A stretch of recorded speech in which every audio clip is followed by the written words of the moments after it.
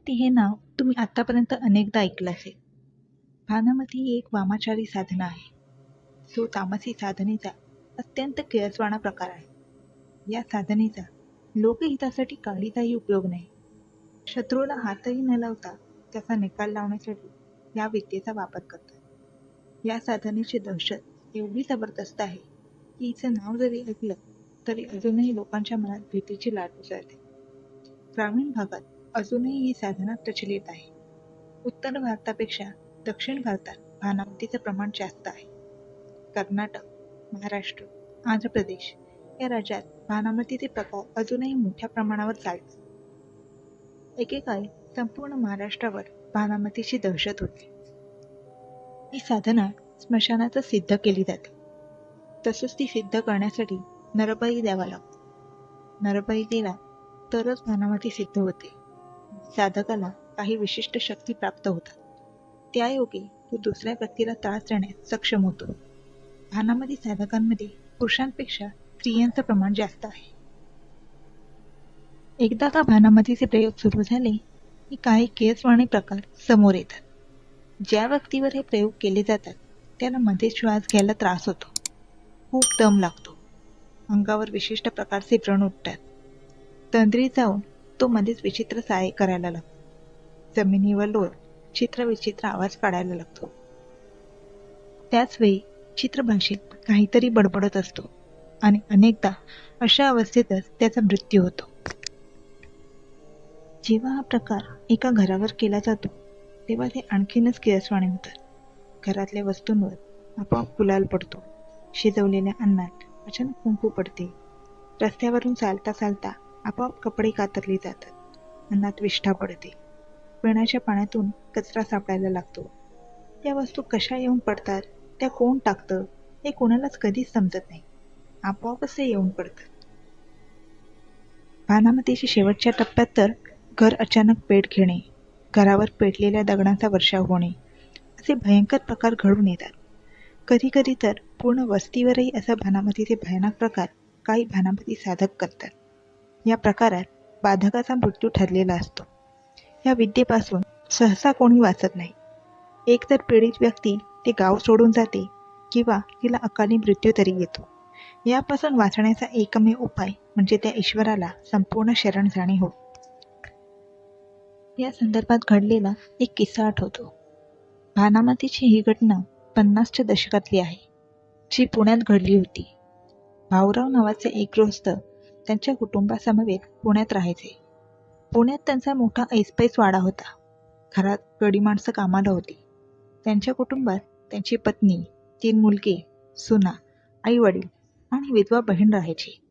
विधवा बहिणीचं दुःख सोडल्यास घरात सुख ओसंडून वाहत होतं. एकंदर घरात कशाचीच ददात नसायची. एकदा संध्याकाळी 7च्या सुमारास भाऊराव घराच्या ओटीवर थोडं हिशेबाचं काम पाहत बसले होते. तोच त्यांचा एक नोकर घाबरलेल्या अवस्थेत त्यांच्याजवळ आला. त्याला वाड्याच्या प्रवेशद्वाराजवळ एक वस्तू दिसली. वस्तू तशी लहानशीच पण फारच विचित्र होती. कागदावर कणकेची एक लहानशी दामटी होती. त्या दामटीवर हळद कुंकू वाहिलेली दिसत होती. काहीतरी सांगायला म्हणून वहिनीसाहेब भाऊरावांकडे आले होते. त्यावेळेस त्यांनीही ती वस्तू पाहिली आणि त्यांच्या हृदयात एकाएकी धडधड सुरू झाली. हा प्रकार काही वेगळाच आहे असे भाऊरावांच्या लक्षात आले आणि त्यांच्या मनात अनेक शंका कुशंकांनी गर्दी केली. भाऊरावांनी घरातील प्रत्येकाला बोलवून ती विलक्षण वस्तू दाखवली. पण ती कोणी टाकली, केव्हा टाकली याबद्दल कोणालाच काही माहिती नव्हती. हे काहीतरी अभद्र असल्याची जाणीव भाऊरावांना झाली. अखेर त्यांच्या एका धीट मुलाने ती दामटी काठीच्या मदतीने तिथून लांब उडवली. परंतु तिने तिचा कार्यभाग आधीच उरकला होता. सुरुवातीला घरात पैसे सापडू लागले. ओटीवर, दिवळे, स्वयंपाकघरात अगदी कचऱ्यात देखील नाणी सापडायची. आधी सापडणारे 5-10 पैशाच्या नाण्यांचं रूपांतर पुढे 1 ते 5 रुपयांच्या नाण्यांमध्ये झालं. घरात मिळणाऱ्या पैशांचा आकडा आता वाढू लागला. घरात पैसे सापडण्याची गोष्ट नंतर साधारण बनली. फक्त त्यात एक विचित्र बदल झाला. पैशाऐवजी गुलाल टाकलेला भात घरात सापडू लागला. महत्त्वाचं म्हणजे तो भात नुकताच शिजवल्यासारखा कडक असायचा. पुढे पुढे दांडीवर वाळत घातलेल्या कपड्यांचे विटविट तुकडे आपोआप कापले जाऊ लागले. नंतर त्याच तुकड्यात गुंडाळून टाचण्यांची लिंबू, दामट्या घरात येऊन पडू लागल्या. महिनाभर हाच प्रकार सुरू होता. पुढल्या महिन्यात शिळ्या भाकरीवर गुलाल, कुंकू टाकलेले आढळले. त्या पुढची पायरी म्हणजे पिण्याच्या पाण्यात गुलाल आणि लिंबे पडू लागले. आश्चर्याची गोष्ट म्हणजे एकावर एक असे 3-4 हंडे जरी ठेवलेले असले तरी अगदी तळ्यातल्या हंड्यातही या वस्तू सापडू लागल्या. एकदा तर देवघरात ठेवलेल्या भागवताच्या पोथीवर देखील एक लिंबू अवतीर्ण झाले. पण भाऊराव आणि त्यांचे कुटुंबीय वैतागले ते त्यानंतरच्या प्रकारामुळे. 3ऱ्या महिन्यात या प्रकाराने अगदी टोकच गाठली. जिकडे तिकडे चक्क विष्ठा सापडू लागली. ओसरीवर, माझघरात, स्वयंपाकघरात. परंतु नंतर ती जेवणाच्या पातेल्यातही सापडू लागली. रोज जेवताना मनात नको नको ते विचार येऊ लागले. ताजे बनवलेले अन्न जसेच्या तसे फेकले जाऊ लागले. आता जेवणाचीही पंचायत झाली. अन्न शिजत ठेवायची सोयच उरली नाही. सुरुवातीला ओसरीवर, माझघरात सापडणारी विष्ठा हळूहळू देवघरात देखील सापडू लागली. ती घरात सापडत होती तोवर भाऊराव गप्प होते. एकदा भागवताच्या पोथीवर गुलाल पडला. एकदा तर देवाच्या मूर्तीजवळच विष्ठा आढळली. त्याच्या दुसऱ्या दिवशी देवघरातले देवही बासनात गुंडाळले गेले. रोजची षोडोपचारी पूजा बंद झाली. प्रत्यक्ष देवघरात हे प्रकार सुरू झाल्यावर मात्र भाऊराव आणि वहिनी डोके चांगले सपकून गेले. साऱ्यांचीच मने विषण्ण झाली. काय करावे, कुठे जावे, कुणाला भेटावे, काहीच कळेना. भाऊराव चक्रावून गेले. घरात जेवणाची तर सोयच नव्हती. दुधात, पाण्यात, अगदी कुठल्याही प्रकारच्या अन्नात विष्ठा पडत होती. तिच्या वासाने डोके अक्षरशः भणाणून जात होते.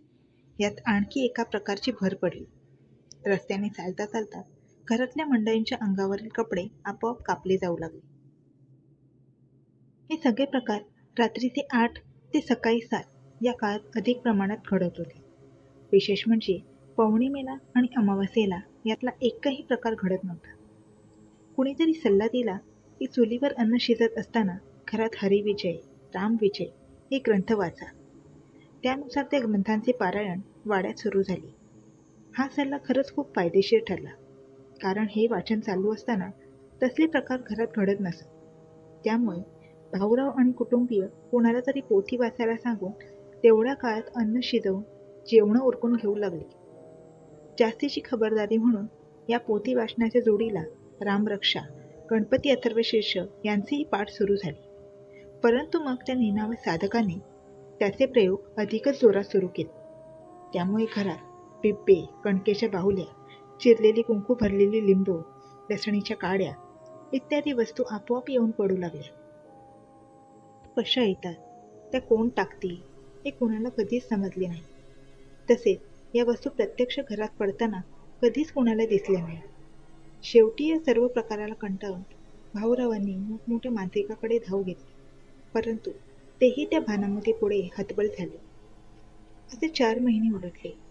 भानामतीचे सर्व प्रकार आलटून पालटून सुरूच होते.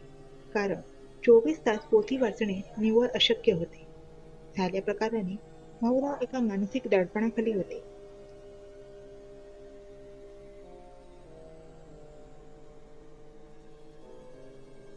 अगदी शेवटचा उपाय म्हणून भाऊराव कसबा गणपतीच्या दर्शनाला गेले. अनायासे त्या दिवशी चतुर्थी होती. त्यानिमित्त शास्त्री बुवांचं प्रवचन सुरू होतं. काही काळापुरतं का होईना भाऊरावांना तिथे शांती लाभली. प्रवचन संपल्यावर भाऊरावांनी शास्त्री बुवांची भेट घेतली आणि घडला प्रकार कथन केला. त्यांनी सर्व प्रकार ऐकून घेतला आणि सरळ विघ्नहर्त्याला साकडं घालण्याची सूचना केली. भाऊराव, आज गणेश चतुर्थी. त्या विघ्नहर्त्या गणेशाला शरण द्या. तोच तुम्हाला संकटातून मुक्त करेल. तुम्ही असं करा, एक श्रीफळ घेऊन ताबडतोब गणपतीच्या मंदिरात जा व ते श्रींग पुढे ठेवून हे प्रकार बंद होण्याबद्दल त्याची कळवळून प्रार्थना करा. जा, आता एका क्षणाचाही विलंब नको. विघ्नहर्त्याची आपल्यावर नक्की कृपा होईल. भाऊरावांना त्यांच्या बोलण्यातून एक आशेचा किरण दिसला. त्यांनी लगेच एक श्रीफळ आणले व ते त्याच पावली गणपतीच्या मंदिरात गेले आणि श्रीफळ देवापुढे ठेवून त्यांनी श्री गजाननाची कळवळून प्रार्थना केली. गणरायापुढे साष्टांग नमस्कार घातला. कुटुंबावरचं संकट दूर करा म्हणून हात जोडून करुणा भागली. त्या दिवसापासून भाऊरावांच्या घरात जिकडे तिकडे विष्ठा सापडण्याचे प्रकार बंद झाले आणि दुसरे नवीन प्रकार सुरू झाले. अपरात्री वाड्यावर दगडविटांचा मारा व्हायचा. जणू काही घरावर दगडाचा पाऊस कोसळत असावा. पण सकाळी त्याची पुसटशी खूण देखील नसायची. ते दगड कुठून यायचे हे कळायला मार्ग नव्हता. एवढंच नव्हे तर आजूबाजूला कोणालाही त्या दगडाचा आवाज ऐकू येत नसायचा. भाऊरावांनी विषय काढला तर लोक उलट त्यांनाच वेड्यात काढायचे. भाऊराव पुन्हा शास्त्री बुवांकडे आले. ही गोष्ट साधीसुधी नाही हे एव्हाना शास्त्री बुवांच्या लक्षात आले होते. त्याने क्षणभर विचार केला आणि म्हणाले, आजपासून 21 दिवस गणरायाची शुचिर्भूत होऊन पूजा करा, नैवेद्य दाखवा. या 21 दिवसात जेवढं होईल तेवढे गणेशाचे चिंतन करा. भाऊरावांनी गणेशाची मनोभावे सेवा केली. देवळाच्या आवारात चूल मांडून त्यावर शिजवल्यावर भाऊरावांनी गणेशाची मनोभावे सेवा केली. देवळाच्या आवारातच चूल मांडून त्यावर शिजवलेला नैवेद्य गणरायाला दाखवला जायचा. या काळात त्यांना त्यांच्या पत्नीचीही तितकीच साथ लाभली. घरी भाऊरावांचा मुलगा त्यांच्या गैरहजेरीत हिशोबाचं काम चोख सांभाळत होता.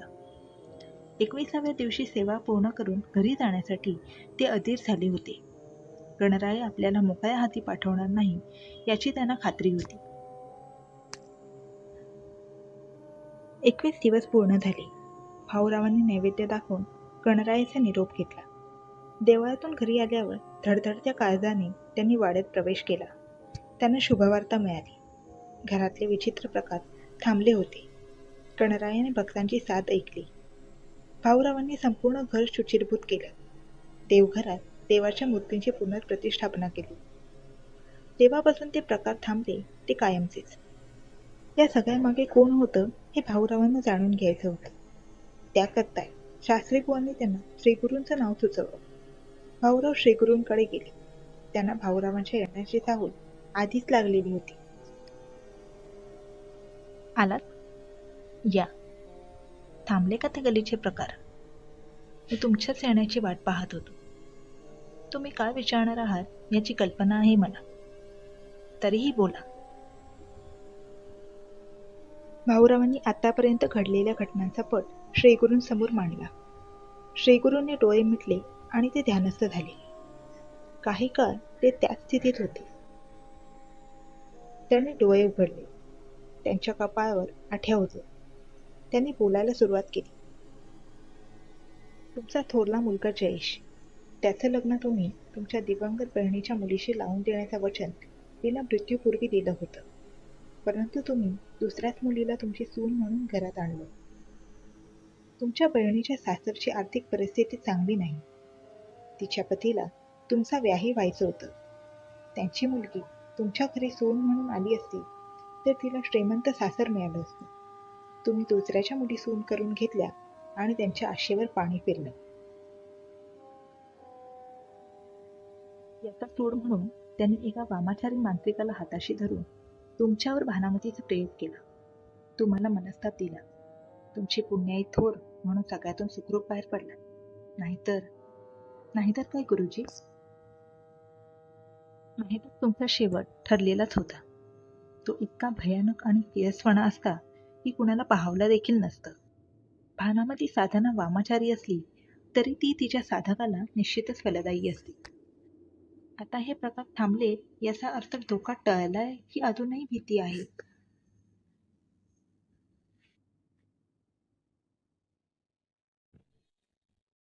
श्रीगुरु मंदस्मित करत म्हणाले, तुम्ही साक्षात विघ्नहत्याला शरण गेला. त्याने तुम्हाला या सगळ्यातून सुखरूपपणे बाहेर काढलं. ती भानामती ज्याने केली त्याच्यावरच उलटली आहे. आता ती फिरून परत येणं शक्य नाही. परंतु तुम्ही गणरायाची सेवा थांबवू नका. दरवर्षी घरी त्याची स्थापना करून तुमच्या हातून त्याची पूजा घडू द्या. त्याची कृपा तुमच्यावर सदैव राहू. श्रीगुरूंनी भाऊरावांना कारण व उपाय दोन्ही सांगितले. भरल्या डोळ्यांनी व उपकृत हृदयाने भाऊराव घरी निघून आले. हे काही प्रकार आहेत. प्रथम भानामती, मग सोनामती, केगामती. त्या प्रत्येकाची विध्वंसक शक्ती एकापेक्षा एक आहे. त्यांची साधना अत्यंत कठोर आणि केयसवाणी आहे. आजही जगाच्या कुठल्या ना कुठल्या कोपऱ्यात वामाचारी तांत्रिकांची भानामतीची साधना सुरूच आहे. व्हिडिओ आवडला असेल तर लाईक, सबस्क्राईब आणि शेअर करायला विसरू नका.